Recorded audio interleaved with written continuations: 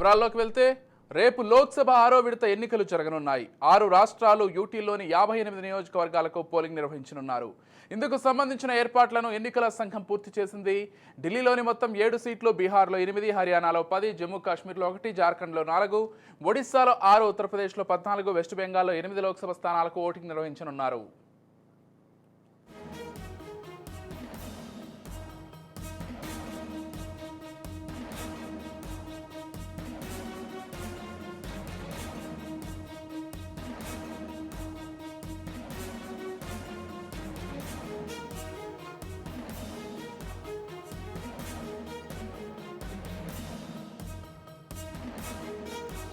మొత్తం 889 మంది అభ్యర్థులు పోటీ చేస్తున్నారు. రీషెడ్యూల్ చేసిన జమ్మూ కాశ్మీర్లోని అనంతనాగ్, రాజౌరిలో 20 మంది అభ్యర్థులు బరిలో నిలిచారు. 6వ విడతలో యూపీలోని 14 నియోజకవర్గాల్లో 470 మంది నామినేషన్లు వేశారు. ఇక 10 స్థానాల్లో 370 మంది అభ్యర్థులతో హర్యానా 2వ స్థానంలో నిలిచింది. 6వ విడతలో ప్రతి నియోజకవర్గానికి సగటున 15 మంది అభ్యర్థులు పోటీ చేశారని కేంద్ర ఎన్నికల సంఘం వెల్లడించింది.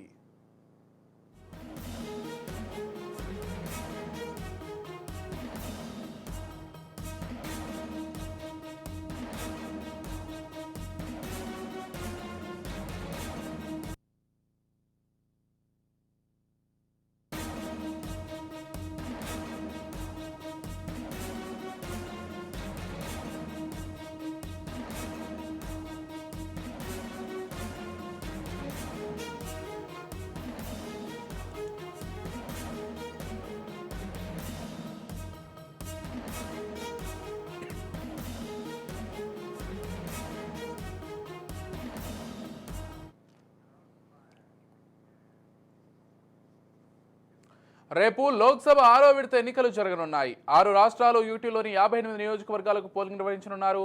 ఇందుకు సంబంధించిన ఏర్పాట్లను ఎన్నికల సంఘం పూర్తి చేసింది.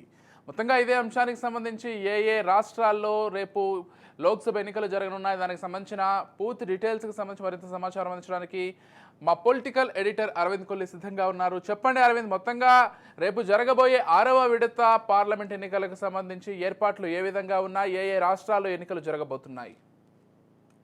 విజయ్, మొత్తం భారత ఎన్నికల ప్రక్రియలో 7 విడతల్లో జరగబోతుంటే ఎన్నికలకు సంబంధించిన 6వ విడతకు సంబంధించిన ఏర్పాట్లు మొత్తం పూర్తయినాయి.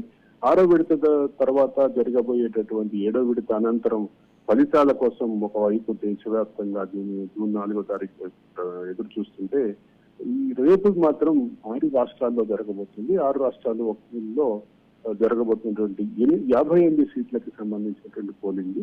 58 సీట్లలో కూడా బీహార్లో 8, హర్యానాలో 10, జమ్మూ కాశ్మీర్లో 1, జార్ఖండ్లో 4, ఒడిశాలో 6, ఉత్తరప్రదేశ్లో 14, వెస్ట్ బెంగాల్లో 8 లోక్సభ స్థానాలకు ఓటింగ్ జరగబోతుంది.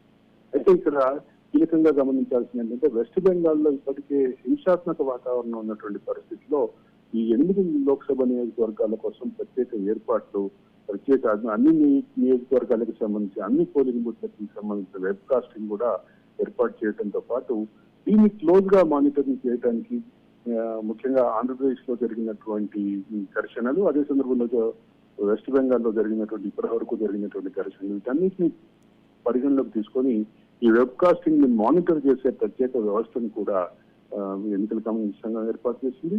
మొత్తం 889 మంది అభ్యర్థులు ఈ 58 నియోజకవర్గాల్లో పోటీ చేస్తున్నారు. అయితే రీషెడ్యూల్ జరిగినటువంటి జమ్మూ కాశ్మీర్ లో అనంతనాగ్, రాజౌరిలో 20 మంది అభ్యర్థులు ఉన్నారు. ప్రధానంగా గమనించాల్సింది ఏంటంటే, పోలింగ్ శాతం పెంచడం కోసం ఇప్పటికే పోలింగ్ పట్ల అవగాహన శిబిరాలు ఏర్పాటు చేసి పోలింగ్ శాతాన్ని పెంచడానికి జమ్మూ కాశ్మీర్ లాంటి చోట్ల ప్రత్యేక ఏర్పాట్లు కూడా చేసింది. అవగాహన శిబిరాలు కూడా ఏర్పాటు చేసింది ఎన్నికల సంఘం.